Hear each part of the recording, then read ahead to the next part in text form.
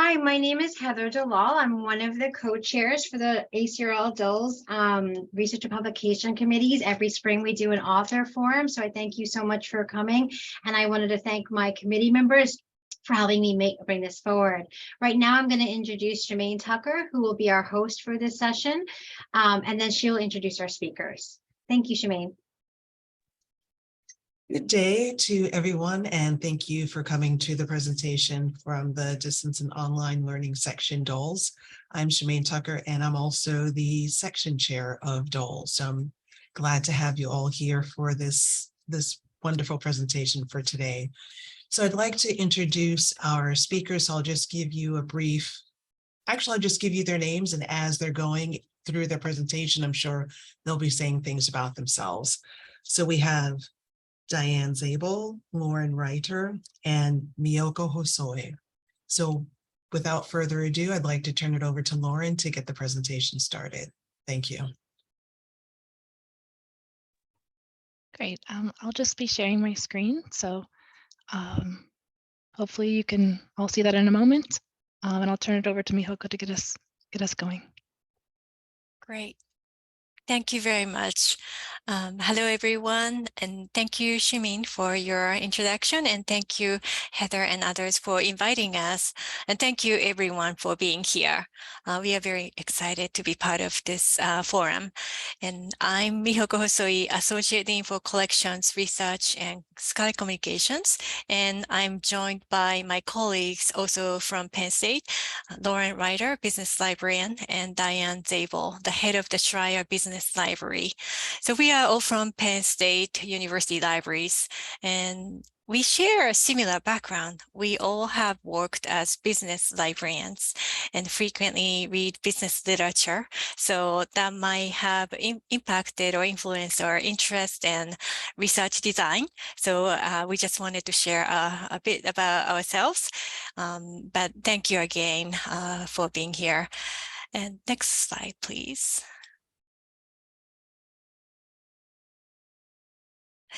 So for today's presentation, we will follow the structure of our article.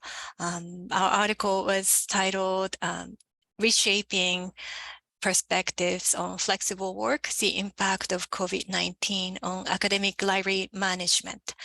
It was published through Portal. So we will maintain the structure of article and try to summarize key points from each section. And then we'll have ample time for Q&A and look forward to sharing our thoughts and also learning from you. Next slide, please. So we wrote this article at the peak of COVID-19. The unexpected sudden closure of library facilities in March 2020, the quick transition to remote working, and the way we adjusted our service models motivated us to see what managers thought about the benefits and challenges of flexible work and how they envision the future of academic librarianship from managers' perspectives. And we saw the tension between remote and on-site work, and some employees were thriving remotely while others had difficulty. Some types of work, for example, research consultation and instruction, were more easily done flexibly, while other types of work were more location-bound. We also noticed unexpected benefits and also challenges associated with flexible work. The notion of inclusivity and also equity, in addition to flexibility, seemed important in our management decisions and communication. All these observations motivated us to ask questions to shed light on academic library managers' perspectives during the pandemic. Next, please. Diane? Thank you. In 1992, ARL published flexible work arrangements in ARL libraries. I was one of the compilers of this spec kit. Although 30 years have passed since that spec kit was published, the LIS literature on workplace flexibility is scant. We found a lack of recently published research-based articles as well as thorough case studies. When reviewing the LIS literature, we found a few themes. First, the nature of the work being done is the determining factor when considering suitability for flexibility. Second, flexible work arrangements were likely to be viewed as something outside the norm. They were often characterized as pilots or temporary arrangements that were approved on a case-by-case basis.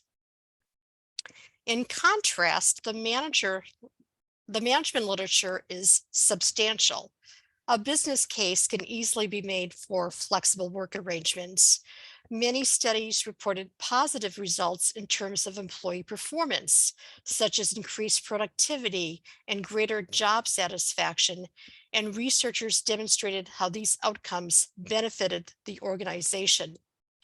Some researchers focused on the link between workplace flexibility and employee retention. There has also been research on how flexible work arrangements promote gender equality, for example, by helping women stay in the workforce. Next, we had very specific research objectives. After interviewing participants and finding out what worked well and what was challenging, we wanted to be able to articulate best practices for flexible work arrangements in large academic libraries.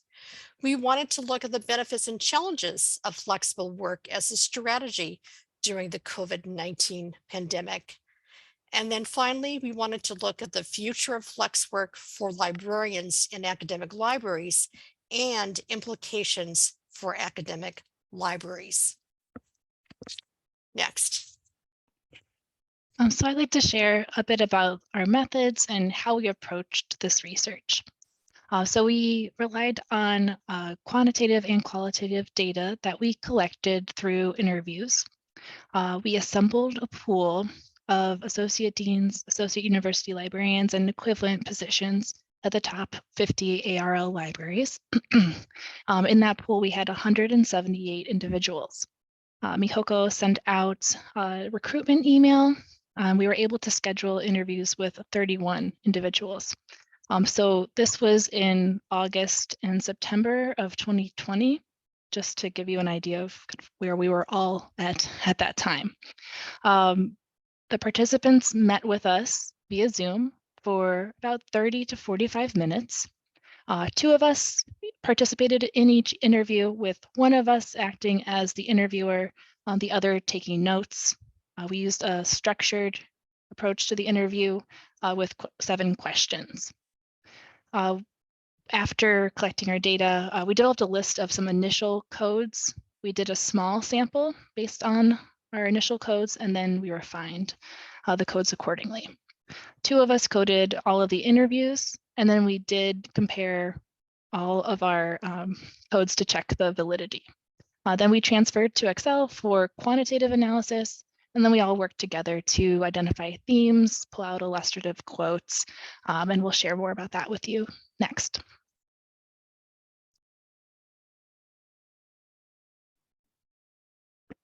In terms of general findings, more than half of the institutions in our study have policies on flexible work arrangements.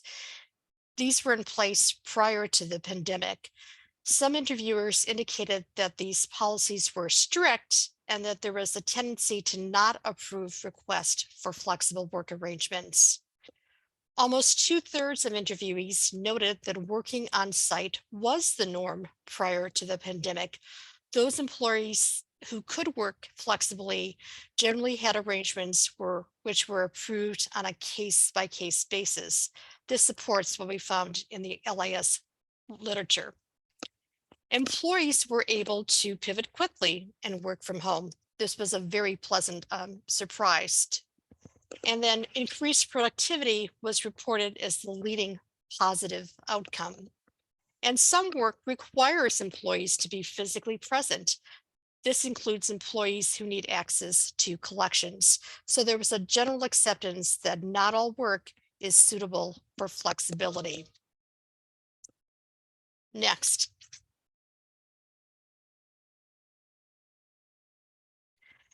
So in terms of benefits, over half of participants reported increased productivity.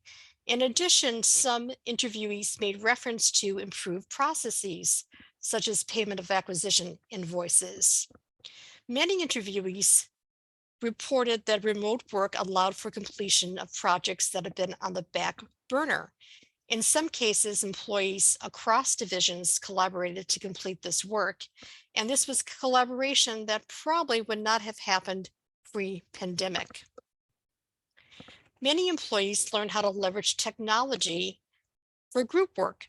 There was increased use of Teams, Google Docs, Slack, chat, text messaging. Some employees learned new skills such as how to use Zoom or how to use spreadsheets. When meetings went from in-person to virtual, attendance often increased dramatically. Location was no longer an issue, and this was important because several participants noted that they had a multi-campus structure. Some employees found it easier to be engaged when attending a virtual meeting. They might find it easier to ask a question via chat versus asking a question in person at a meeting. Since meetings were recorded and had a transcript, employees could view as their schedule allowed, or they could watch again. There was more effort to ensure that communication was regular, deliberate, and thoughtful. And so throughout the organization, communications improved.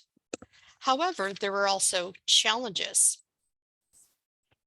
Not all employees had computers. Laptops or tablets had to be provided. Internet connections were sometimes unstable. Some institutions did not have enough licenses to allow everyone to work from home on the VPN. The digital divide is very real in our profession. Some employees had old technology or relied on phones or iPads to get work done. Some employers did not have reliable internet access. Some institutions provided employees with hotspots or other workarounds to unstable internet access. Ergonomics was an issue. Oh, let me go back.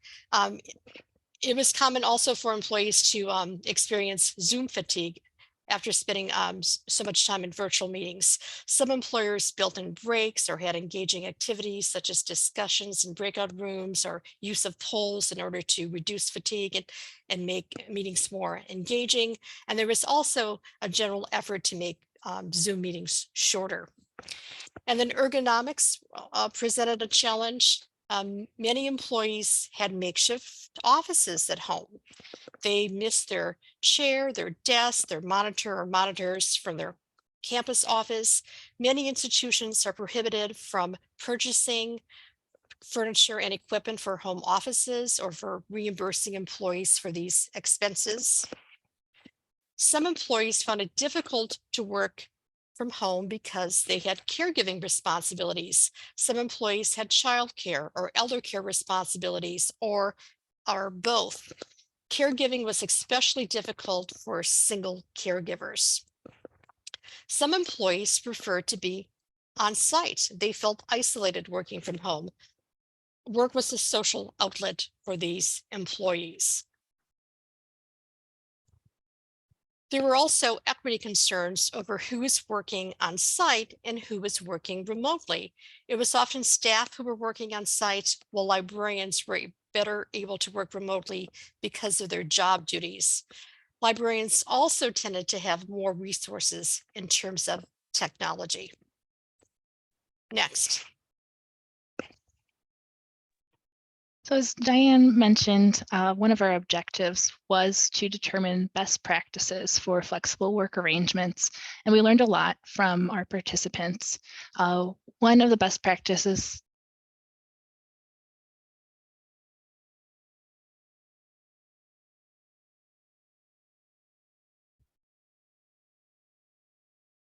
Oh, As with every good Zoom meeting, there's always a technology issue, and especially with remote work, and we are experiencing that in the moment. So we'll just take a moment to get things going. yeah, thank you, Shireen. Hopefully she can Yes. come back soon. So I don't know if either you or Diane have access to the slides, and if so, we can make you co-host as well. Yeah, I'm pretty sure I can find it somehow. Just for a moment, please.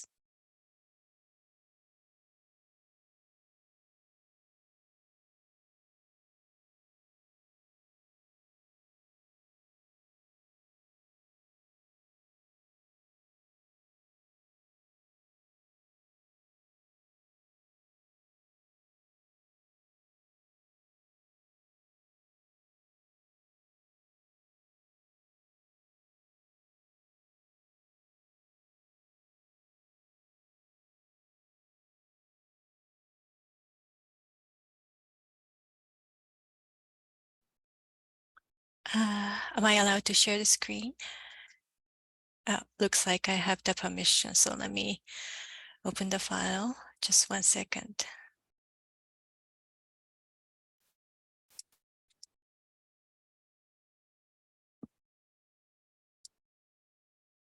Okay, can you see? Okay, great. Yes. So hopefully Lauren can join us, but until she comes back, and Diane and I will just jump in and do my best, but please jump in if I miss something. So in terms of discussion, we try to review the literature and compare the literature against our results. And so the best practices is to clarify performance expectations. And also as managers, it's important to address technology needs of employees for flex work to work effectively, and be aware that technology fatigue, Zoom fatigue exists. And also people are different depending on the job type and the situation and working locations and types of the work. People have different needs. So it is important to acknowledge the differences among different roles and focusing on raising visibility and publicizing accomplishments through websites and in different ways during flex work is important because we are not interacting in person. So communication in many different ways using online methods would be important. So let me see. And in terms of future of flex work, this might become more usual. And I think that many of the libraries learned lessons from this experience. Of course, the culture of the organization is different depending on the institution. So we need to adjust our service model accordingly and working with the university where the library is located. There might be possible potential positive impact in terms of recruitment and retention. We might be able to retain employees, for example, if we are to provide flexibility. And then also library space, we might be able to make a better use of the space instead of occupying a large amount of space for offices, for example. Then we also need to balance flex work with institutional needs, thinking deeply about the type of work that's suited for flexible work and remote work, and also align the service model with our institutional needs. So inclusion, we realize that flexible work can increase productivity. However, this happens if we provide adequate technology and if the management communication is clear and expectations are clarified, and also if the managers show empathy in this environment. In terms of the implications, we learned that there are some implications for library space, and maybe a possible one, potentially reducing office space. And also we found from the participants that we have possibly opportunities to recruit and retain employees through utilizing flex work.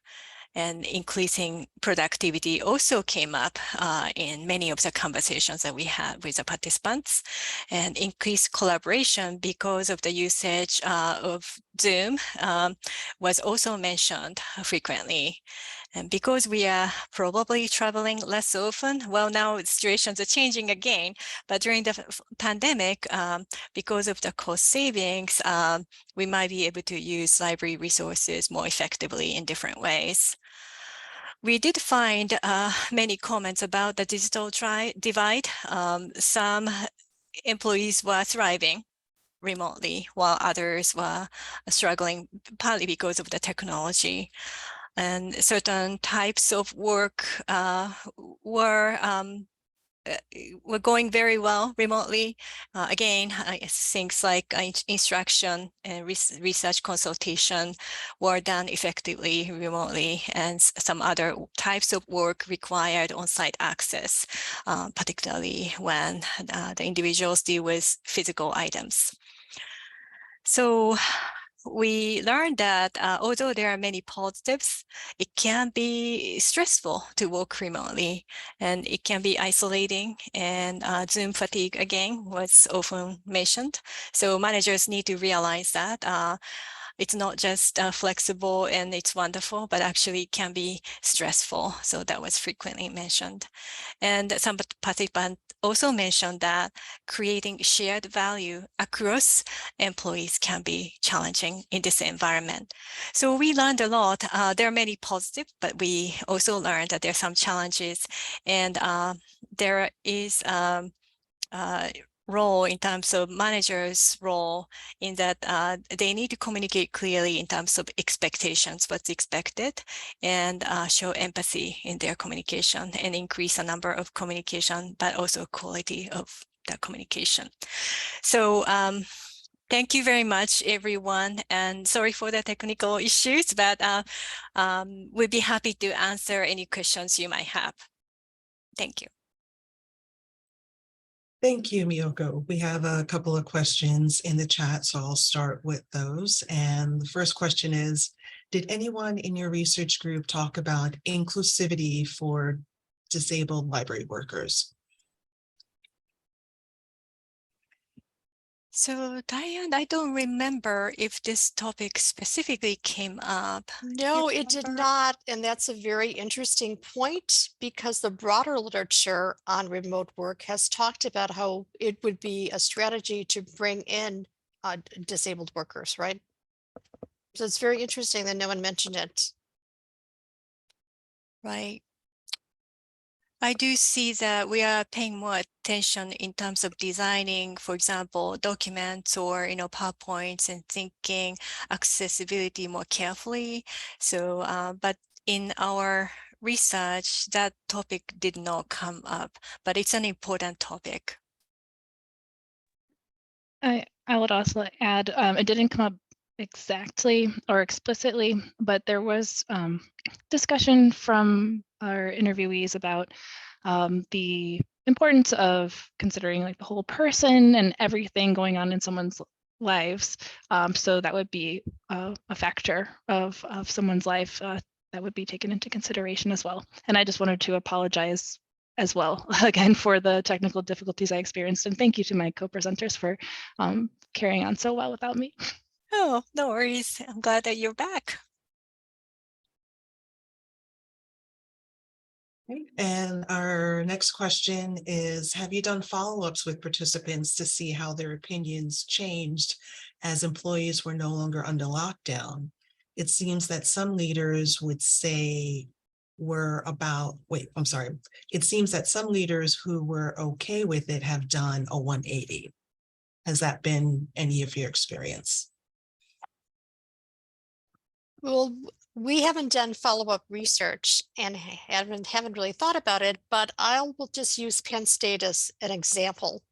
So Penn State had a telecommuting policy in place pre-pandemic, but it was very out of date, and it wasn't used a lot, and it was really, to be quite honest, discouraged. Telecommuting was discouraged.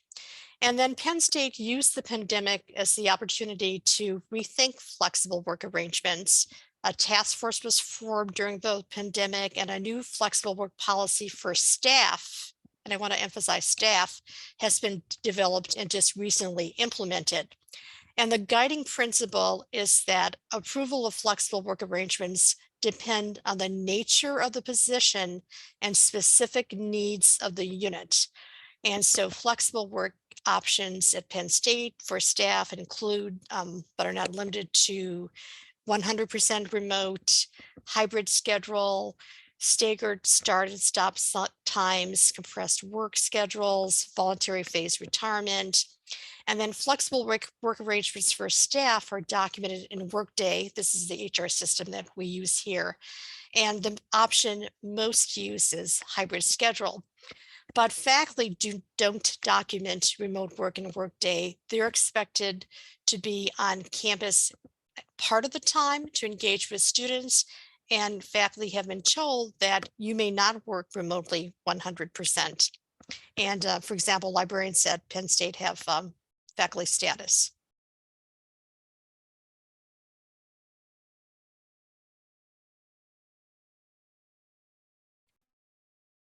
Okay, thank you. And our next question is, how did library administrators respond to the thought of inequities between librarian positions lending themselves to more remote work as opposed to staff positions? You touched on it a little bit. And so if there's anything else that you can add to this question.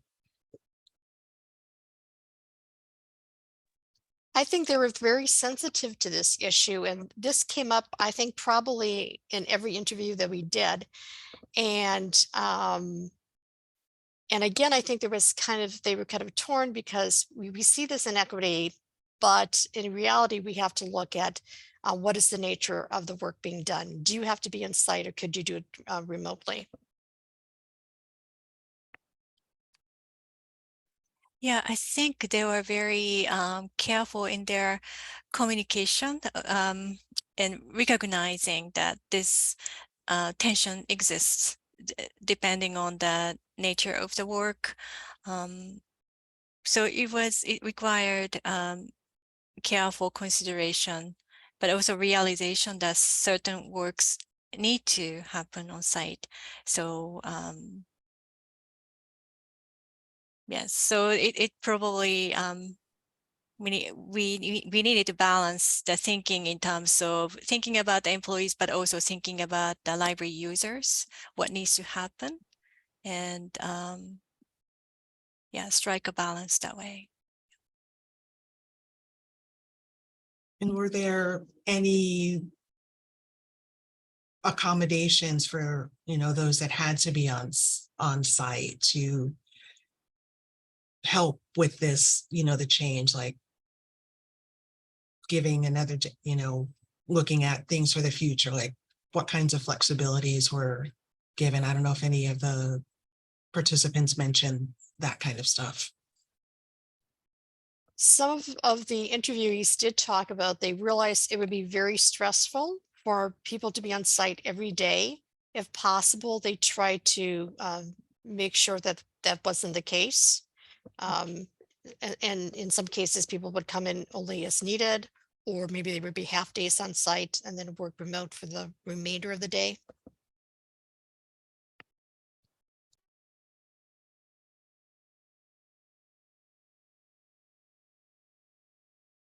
Okay. And we have another question. This seems very similar to ADA accommodations. If a job can't be done remote, it can't be done remote. But if it can be done remote,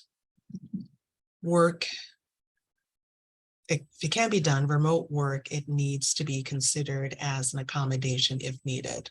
So were there any comments about reasonable accommodations that came up during the interview process or during your literature research? During the interview, no, right? I guess the only slight reference would be there was sensitivity to employees who had health concerns. So several participants mentioned this. I'm very aware of, employees having health concerns, and it's important to address those concerns.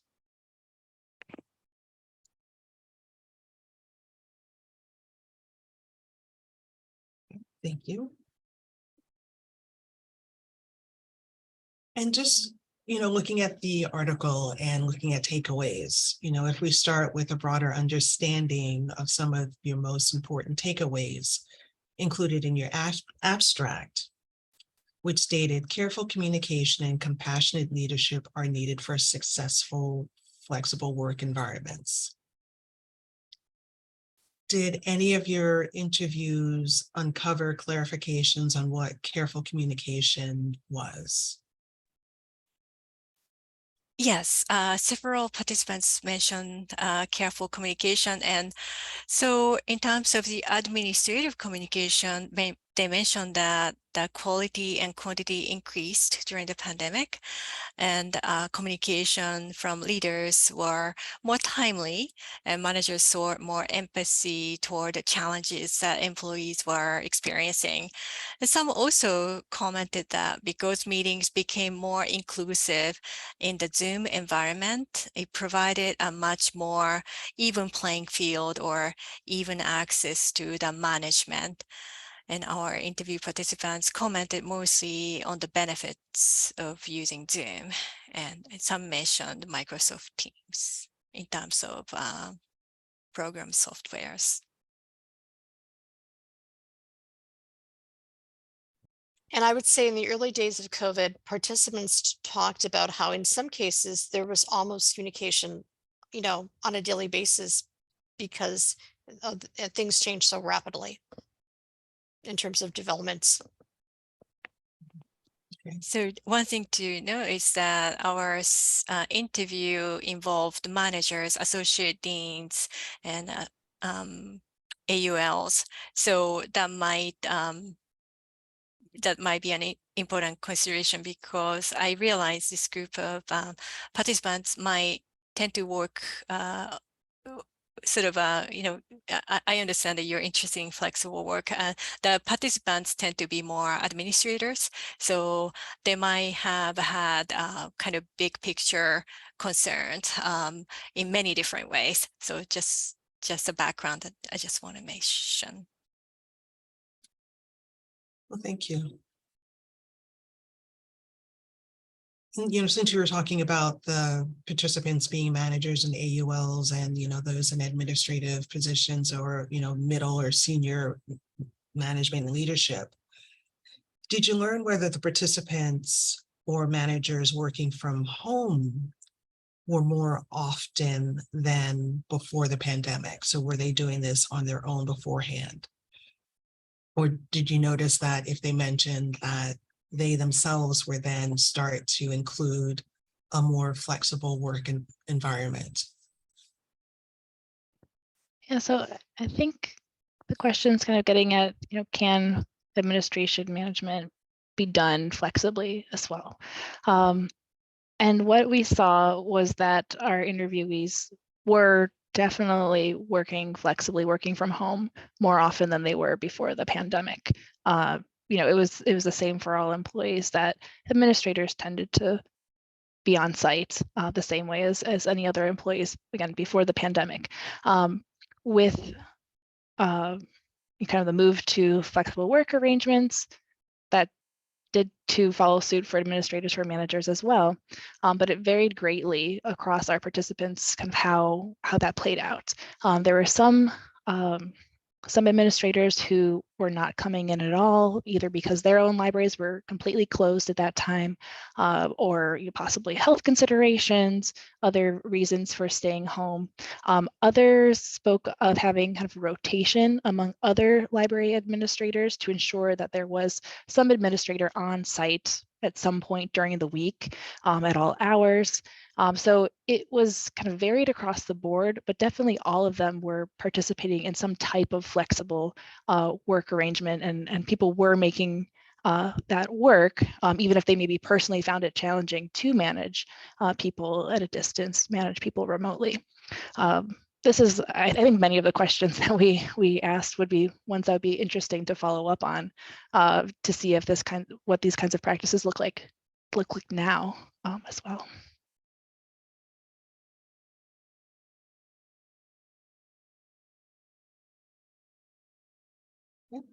You mentioned during the presentation, you talked a lot about productivity, and productivity seemed to be increased for some participants during the work from home situation.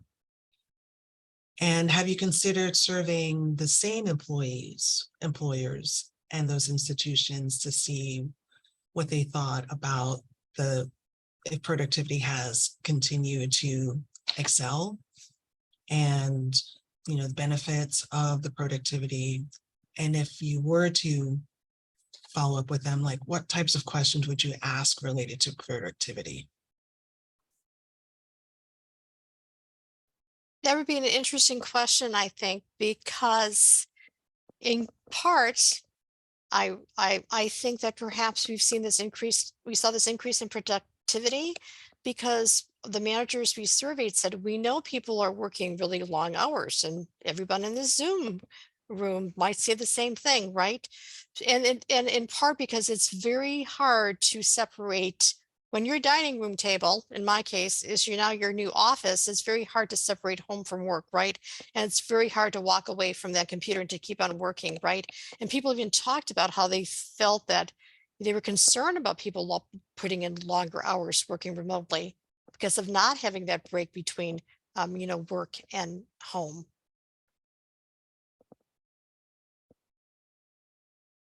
And I will say, although of course some people had distractions because of caregiving responsibilities, in some cases people felt more productive because they didn't have distractions of, for example, coworkers. And did any of the participants give their working definition of how productivity was measured or increased or not? And also how they're defining productivity? So these are senior managers, so they oversee many different employees. So they did not mention specifics. Sometimes participants mention things like more instructions, number of courses or sessions taught, reference or research projects done more quickly, focus way. But this is qualitative research, so we didn't quantify those, and also we are talking about different kinds of positions, so we did not measure in terms of quantifiable variables. And also, in addition to, we did not measure quantitatively. I think a part of the response was also that some people were just amazed by how much was getting accomplished under such challenging conditions. So, I mean, maybe it's not the same productivity necessarily that, would have been measured pre-pandemic or now, or who knows, but there was this sense of some people were just, one of their surprises was just how much people were able to do under such extremely challenging conditions. One of the interviewees emphasized that their employees were reminding them that this isn't a normal work from home situation. This is working from home during a pandemic where I don't know what's going on. We're living through this uncertainty. It's not a normal work from home type of situation where you just happen to be working from home one day. So I think a lot of the kind of reactions and responses about performance and productivity were also taking into consideration just the times we were going through. Yes.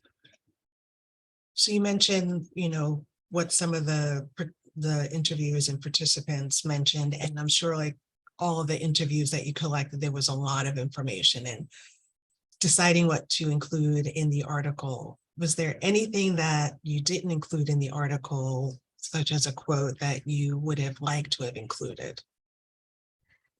I've had two quotes, and one speaks to the benefits of flexible work.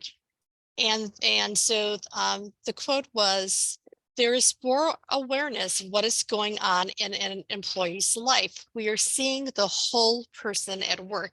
This has led us to think that we may have to do things differently going forward. We've been able to do a lot of work remotely, and we can do more in the future remotely. And this relates to what Lauren just mentioned, looking at the whole person, right? You might be working at your dining room table, and you have well, in my case, I often had a cat on my shoulder, right? Or you could have a dog on your lap, or spouse walking through the room, that kind of thing.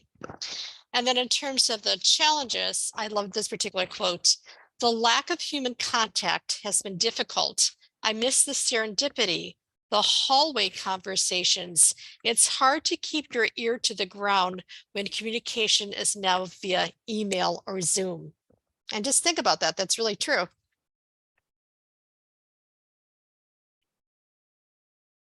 Yes, and we have another question coming up.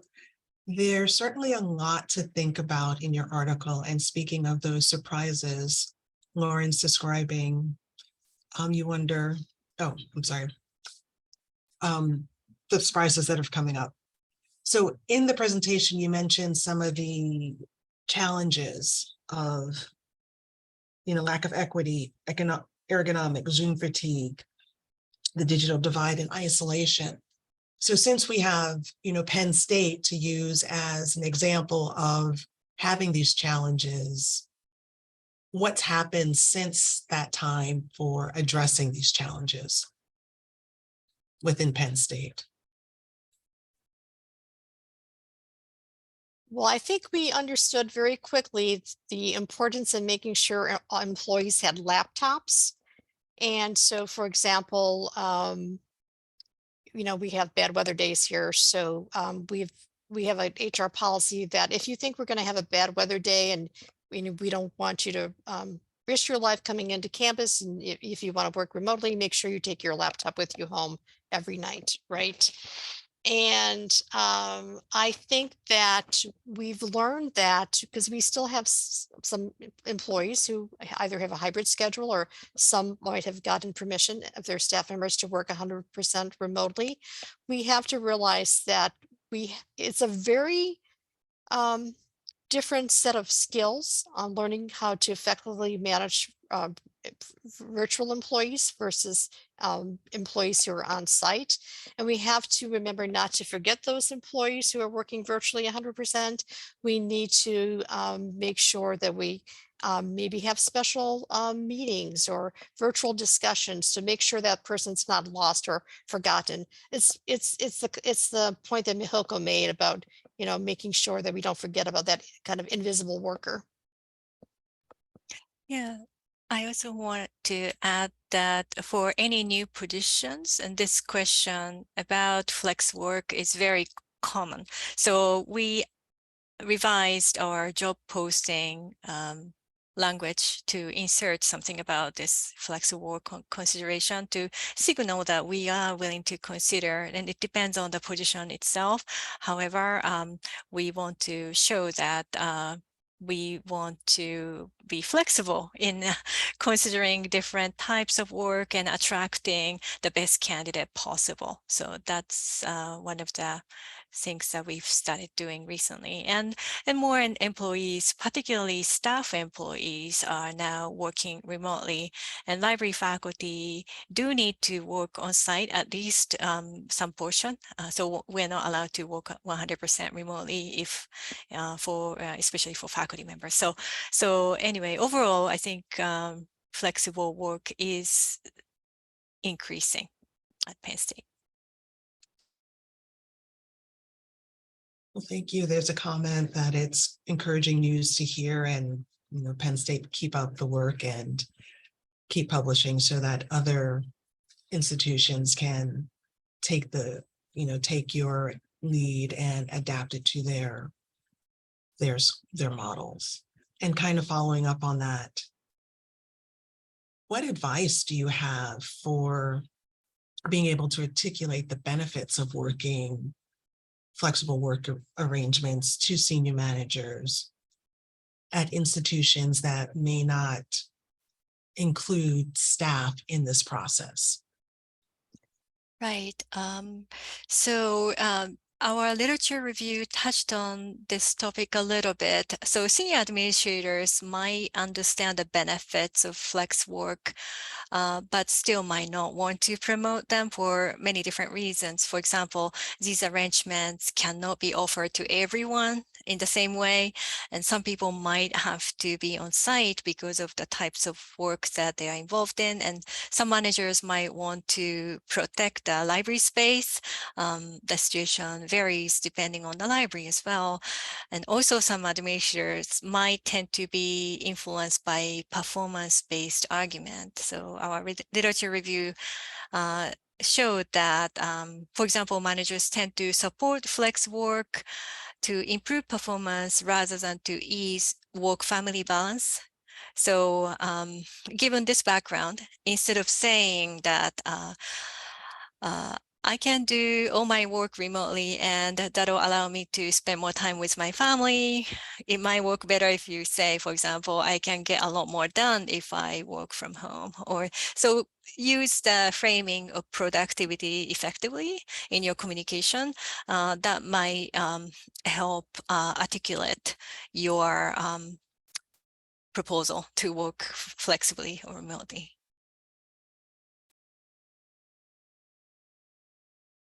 Okay, we have another question that's come in. Did anyone mention less flexibility since the pandemic? I'm thinking of a hurricane that we had last fall, and we were told to work from home, even when under evacuation orders, rather than having a paid day off because of remote technologies like Zoom is available to employees. I'll take this one. I think this is an interesting question.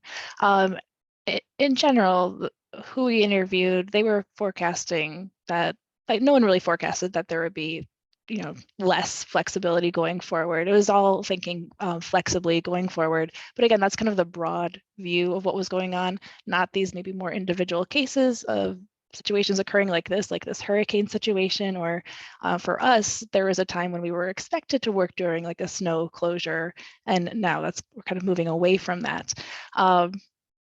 The way I feel this did come through in what the participants shared were people who mentioned, and Diane did get at this earlier, but people who mentioned that they noticed employees working harder and longer hours. Instead of that commute home, they were spending that same amount of time, still logged onto their computer, continuing to work. So I think that is one of the ways that our interviewees kind of got at that issue of, like, because people could now work from anywhere, there's this kind of maybe expectation that they might, whether it's imposed by the institution or kind of self-imposed by the person who feels like they need to get their work done in that situation. So again, they didn't exactly say it's less flexible, but they did mention some of these situations where people might be more constrained when working flexibly. And I'll use Penn State as an example here. So for example, last year, Penn State said, oh, we're not having snow days anymore, even though, it's dangerous to leave your home. You can all work from home remotely. You can teach remotely. All employees can work remotely. And then that went to our faculty senate, and they said, wait a minute here, there are some issues because for those employees, faculty and staff who have small children, for example, the public schools would be closed. Oh, guess what? There's no childcare. And so Penn State reversed their policy. Now we have snow days back. And in fact, I have to say, we've had, I think, 2 this winter.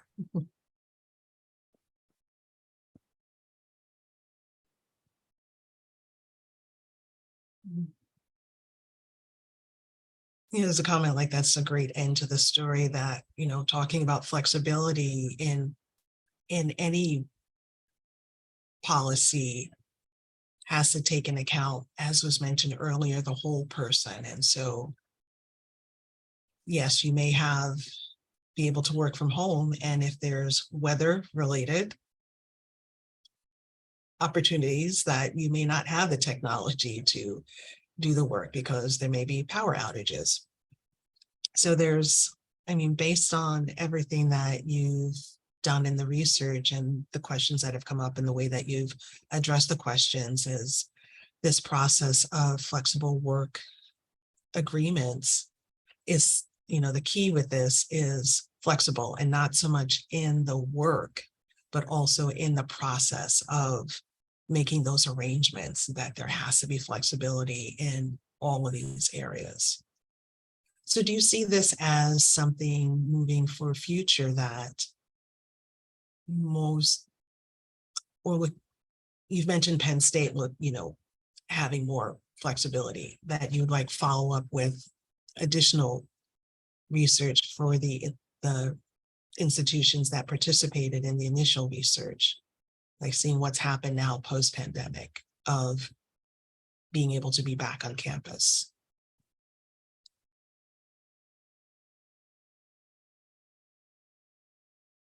So it'll be an interesting follow-up research in probably in a couple of years. I think we are still in transition in a way, but it'll be nice to revisit. And of course, we've seen so many retirements. We might be interviewing completely different groups of people, but I think research libraries are going through many changes, and that'll be an interesting research. Yeah, as we were preparing for this, it was just interesting to reflect on, August and September of 2020, and just, we were still in the thick of it at that time, and we just didn't even know it. So I feel like that brings a different perspective to thinking about how we might go back and revisit this too. Like, when will we ever really be out of it? When will we be not in the middle of this situation in some way? I do think it would be interesting to follow up on things like if some of those expectations about what might happen with recruitment and retention and onboarding, just to see how some of those things ended up playing out. And like Mihoko said, this might be a better conversation to revisit, maybe at a time a bit later when there's maybe more stability, if ever, or, when we're, bringing on even more new people as well. And I know there's been, recent literature on onboarding people who were hired remotely. For example, I just happened to run across an article, and I think it was Serial's Review, on hiring of an electronic resources librarian. And so it's like, how do you socialize when this person's never seen the campus? You've never met this person, right? And it's a challenge, right? Yes. Well, there's a comment that kind of goes along with this. So the Research and Publication Committee is particularly interested in learning from you all,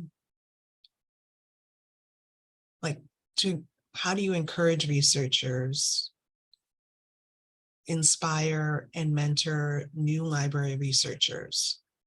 So can you share a little bit about your research process and what you did with the publication? So how did you decide on the questions that you created? And was the article, the peer review process and, everything that went into this whole research from initial idea to publication? Yeah, thank you. So I think for us, we had a similar interests because we share similar backgrounds. We were, we have experience working as business librarians, so we tend to be familiar with business literature to begin with. But anyway, so I think the pandemic happened, and we are interested in management related topics.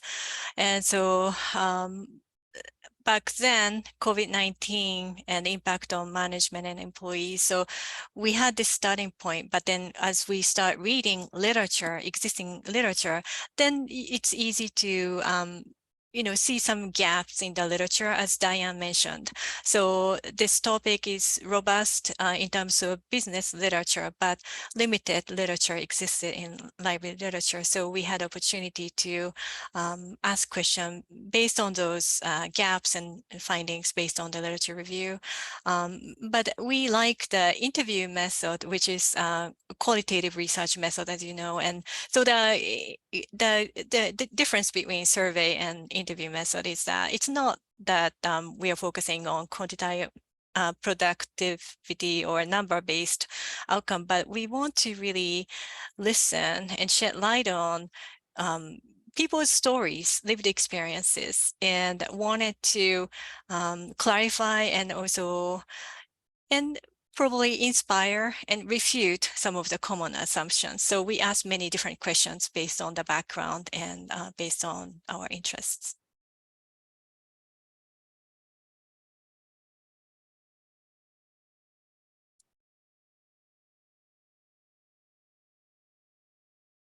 Is there anything you would like to ask the participants? I guess I'm curious as to how many people are working. Is anybody working remotely 100% right now?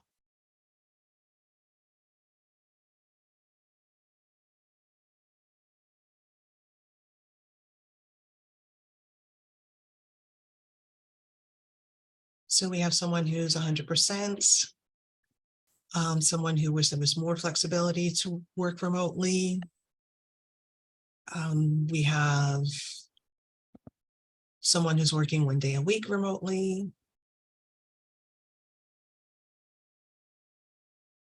Folks have been back 100% since August of 2020, and are an institution that allows 2 days of remote work per week. And my institution, it depends on the where you are. We have staff that are doing flexible work schedule, and also the librarians who are also faculty doing flexible work schedule. And then someone, no, there's too much work with students interfacing.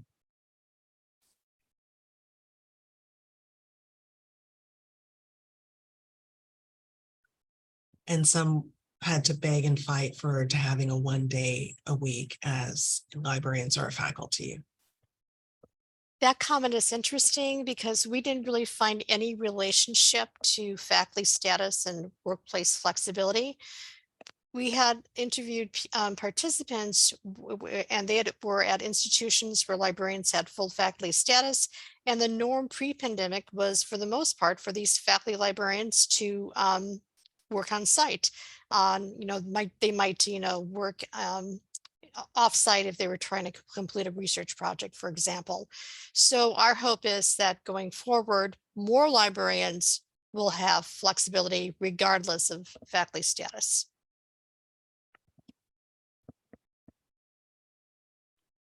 Any other parting words in our last 2 minutes of this wonderful conversation?